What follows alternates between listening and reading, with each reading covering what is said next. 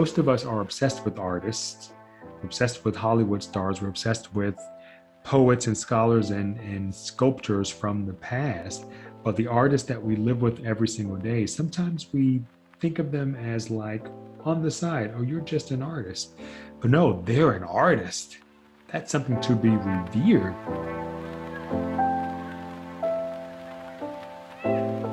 Dorchester Art Project, or DAP as it's known, is a artist-run space in Fields Corner, Dorchester. I'm Emma Levitt. I am one of the directors at Brain Arts Organization, which is a arts nonprofit for Greater Boston, and I help run the Dorchester Art Project. We provide studio space. We have 14 or 15 artist studios. We have a live stream studio, and as of a few months ago, we just expanded into a storefront space where we sell the work of local artists. Our biggest priority is affordability and accessibility. So artists a lot of times are part of the gig economy and kind of like the base for the gig economy in a lot of ways. So I think that we've been impacted, the same way that low-income people have just been impacted by the pandemic. We have found out that our whole industry is vulnerable because so much of our industry relies on people gathering in a location to observe and witness the art. My name is Michael Bobbitt. I use the he series pronouns, and I'm the executive director of Mass Cultural Council. My heart is breaking because you're right, this pandemic has hit artists harder than anyone else. I think the unemployment in the artist industry is like 30% higher than any other industry. An already impoverished group of people are now suffering even more. Plus, because they're gig workers, a lot of the unemployment laws didn't work out for them. You're also talking about people that maybe don't have health insurance. Even though they're working 60, 70 hours a week, they're not covered by health because health insurance is tied to employment. So you're talking about people that are really, really, really struggling, and we need to take care of them. We need to consider them a vital part of the society and the nation.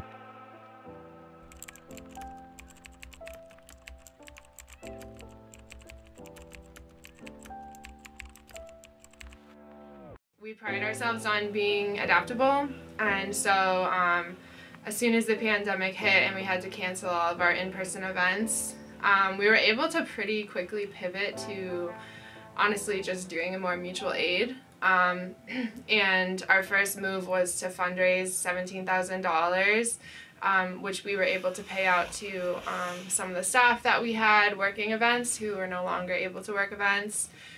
We provide rental relief to our tenants, and we use that money to create gigs for working artists. Even just $150 here or there, we know is super impactful. I've had a very eclectic career as a designer, sometime installation artist, event producer, filmmaker, and a number of other hats that I've worn at various times.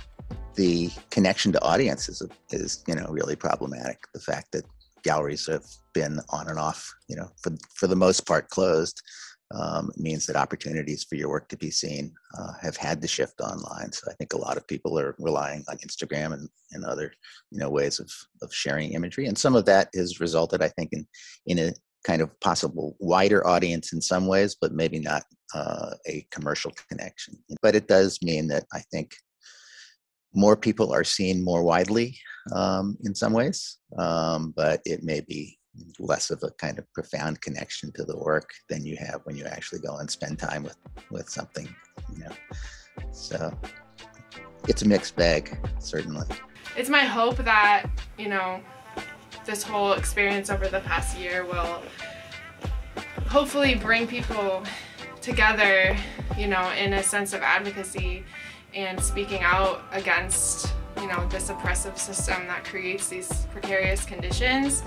And hopefully working for a better future where it doesn't have to be like this.